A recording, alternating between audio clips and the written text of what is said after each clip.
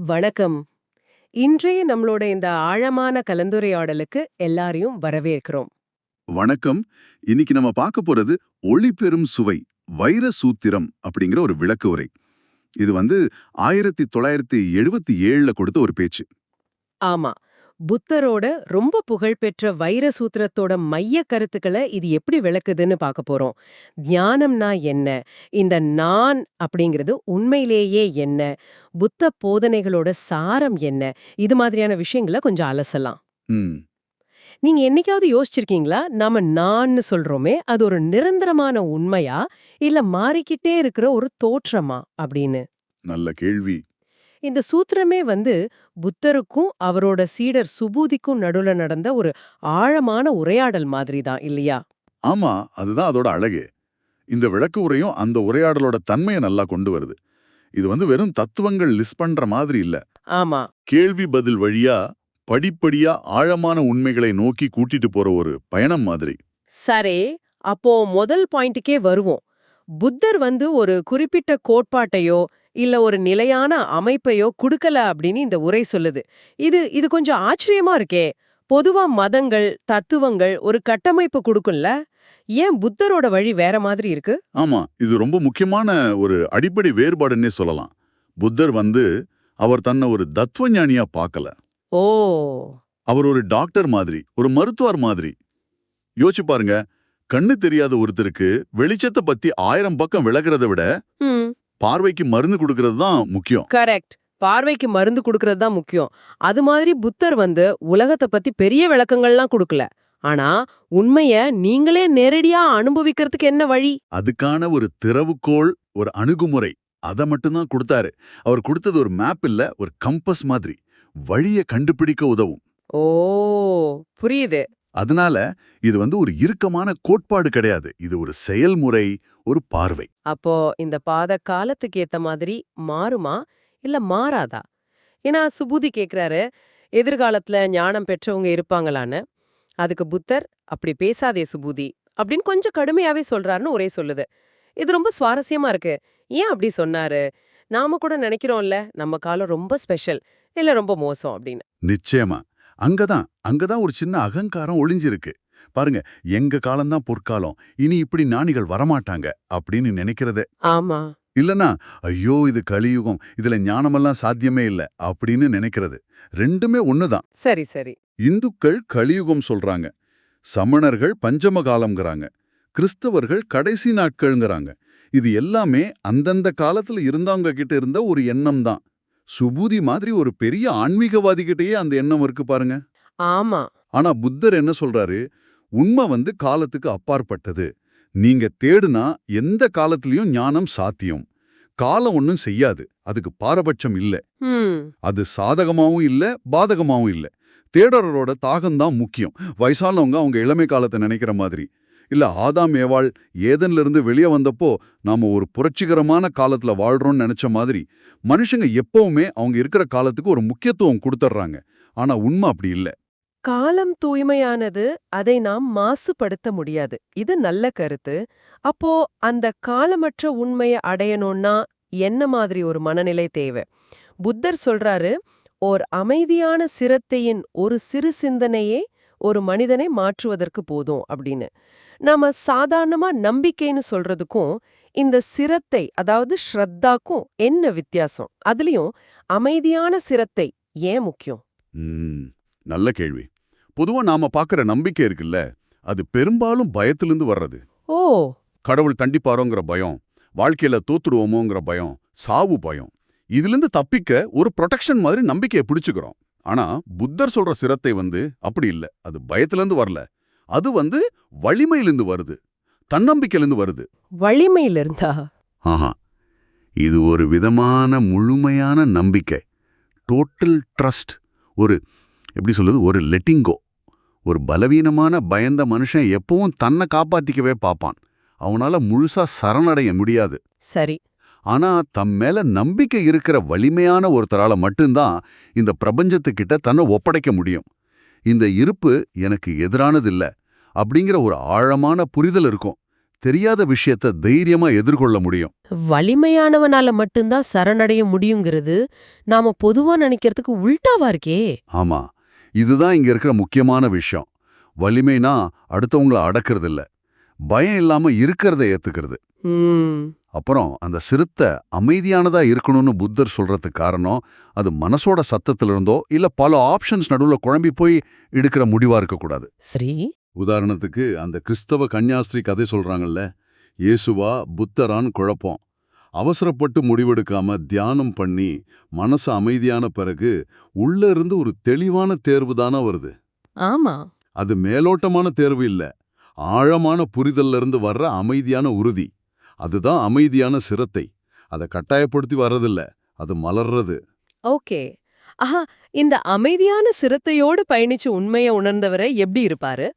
புத்தரை ததாகரர் அப்படின்னு சொல்றாங்க. அந்த வார்த்தைக்குள்ள என்ன அர்த்தம் இருக்கு? ததாகதர், இது ரொம்ப ஆழமான சொல்.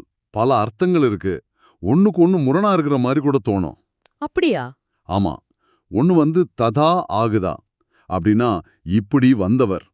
அவர் தான் சொந்த விருப்பத்துல வரல, எந்த ஆசையும் இல்லாம இந்த பிரபஞ்சத்தால உண்மையால அனுப்பப்பட்டவர், ஒரு மெசஞ்சர் மாதிரி. சரி. இன்னொரு அர்த்தம் ததாகதர் அப்படின்னா இப்படி சென்றவர். அவர் இந்த உலகத்திலிருந்து ஏற்கனவே போயிட்டாரு, முழுசா கடந்து போயிட்டாரு. இங்கே உடம்புல இருக்கிறது ஒரு நிழல் மாதிரி தான், உள்ள எந்த பற்றுதலும் இல்லாத ஒரு வெற்றிடம். அவர் மறுகரையை அடைஞ்சிட்டார். வந்து சென்றவர். இது எப்படிங்க சாத்தியம் ஒரே நேரத்துல? இந்த விளக்க உரை அதை அழகா இணைக்குது. ததாகதர் காத்து மாதிரிங்கிறாங்க. காத்து மாதிரியா? ஆமா, காத்துக்கு எந்த நோக்கமும் இல்ல, பற்றுதலும் இல்ல. அது சும்மா இருக்கு, வருது போகுது. அது மாதிரி ததாகதரோட இருப்பு ஒரு மர்மம். அத வார்த்தையால விளக்க முடியாது, அனுபவத்துல தான் உணர முடியும். அதான் அவரோட நெருக்கமா இருக்கிறது, சீடனா இருக்கிறது, ஆழ்ந்த ஒரு எம்பத்தி, இதெல்லாம் முக்கியமாகுது. அவரோட கரைஞ்சு போறது மூலமா தான் அவரை தெரிஞ்சுக்க முடியும். அவர் சுயமா எந்த நோக்கமும் இல்லாம வந்ததால முழுசா இங்க இருக்காரு. அதே நேரம் பிடிச்சுக்கிறதுக்கு நான்னு ஒண்ணு இல்லாததால அவர் ஏற்கனவே போயிட்டாரு. ரொம்ப ஆழமா இருக்கு. சரி, இந்த நிலையை அடைஞ்சவரோட பார்வை எப்படி இருக்கும்? புத்த கண், புத்த அறிவு அப்படின்னு புத்தர் சொல்றாரே, அதோட அர்த்தம் என்ன?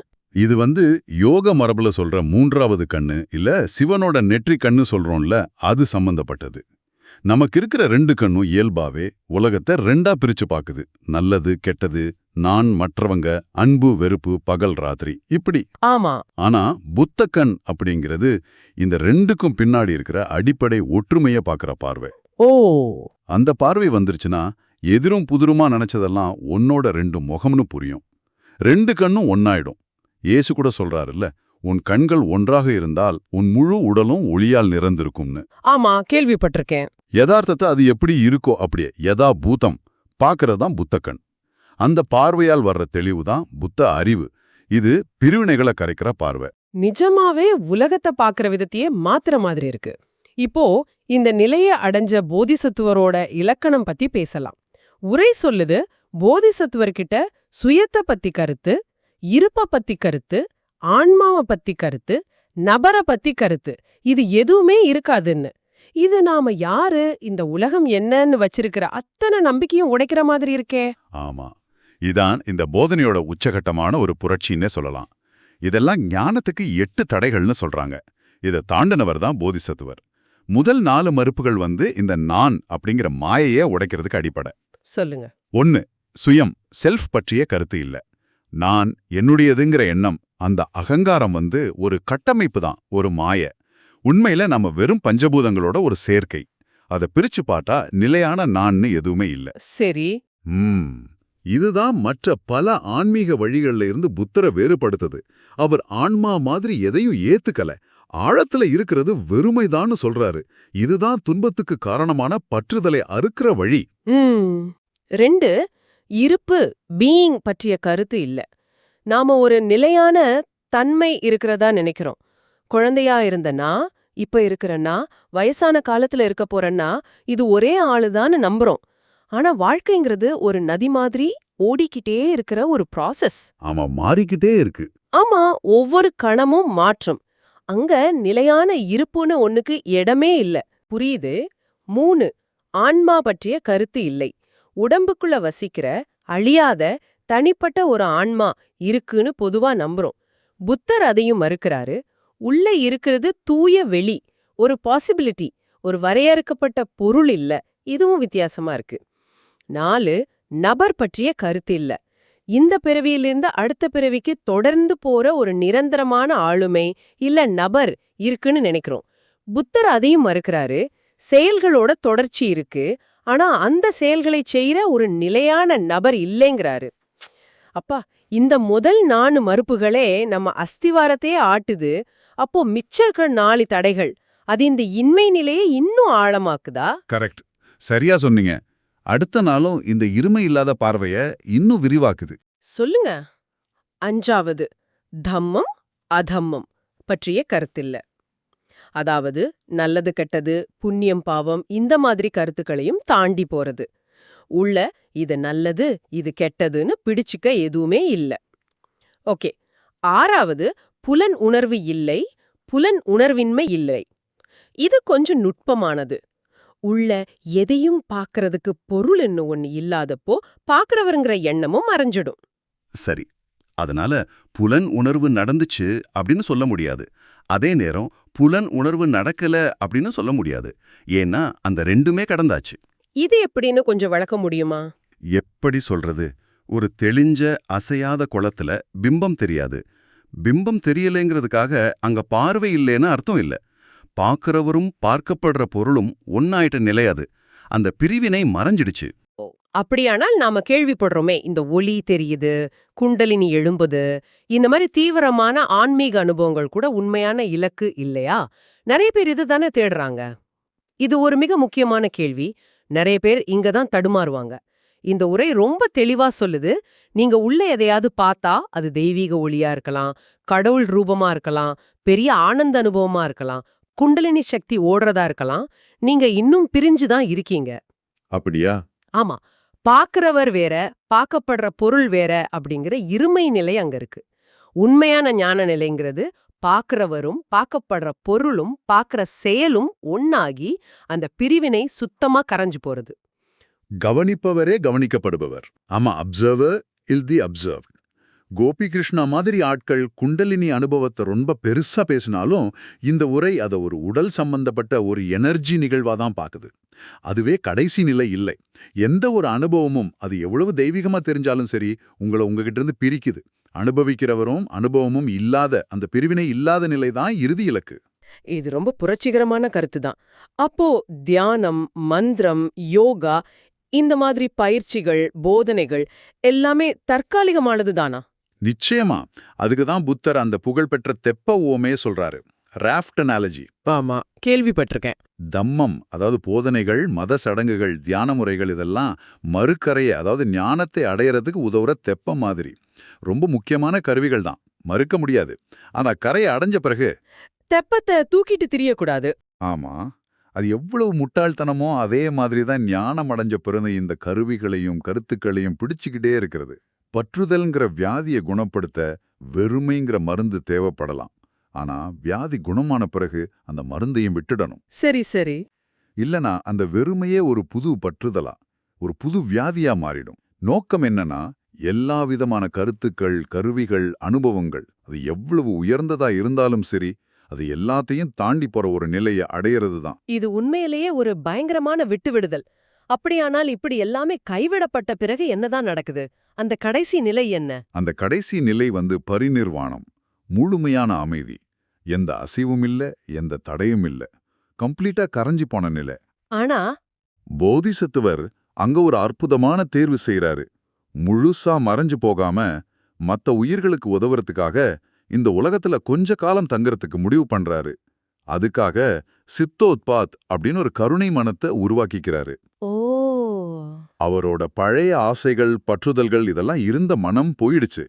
இப்ப சுத்தமா சுயநலம் இல்லாத தூய கருணையோட அடிப்படையில ஒரு புது இருப்பு உருவாக்கிக்கிட்டு இங்க தங்கி வழிகாட்டுறாரு. இது ஒரு கடமைக்காக இல்ல, இயல்பான கருணையோட வெளிப்பாடு.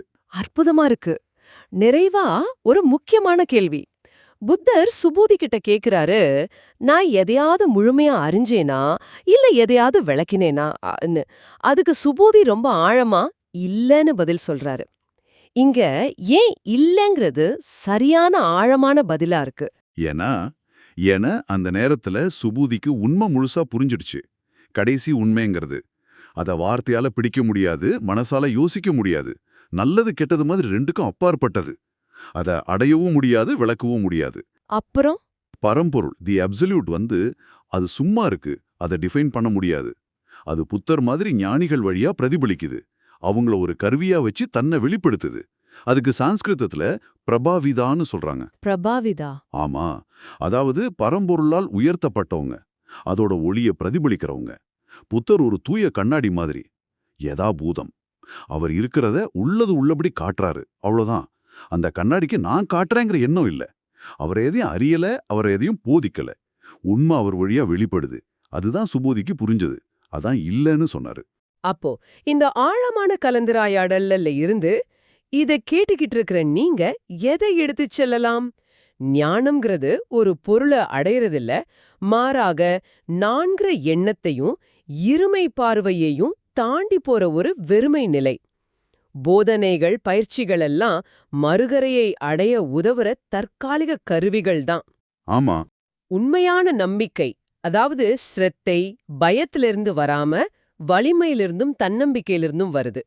எல்லாவற்றையும் விட்ட பிறகு வர கருணைங்கிறது சுயநலமில்லாத ஒரு விழிப்புணர்வு தேர்வு. சுருக்கமா சொன்னா இது எதையோ சேகரிக்கிற பாதை இல்ல, கரைஞ்சு போற பாதை. மிகச் சரியா சொன்னீங்க. மைய கருத்து இதுதான். இந்த பாதை கருத்துக்கள், அனுபவங்கள், நம்பிக்கைகள், ஏன் நான்கிற அந்த எண்ணம் உட்பட எல்லாத்தையும் கொஞ்சம் கொஞ்சமா இல்ல, முழுமையா விட்டுறத பத்தினது. இது நம்ம இயல்பா இருக்கிற சேகரிக்கிற மனசுக்கு நேர் எதிரான ஒரு பயணம்.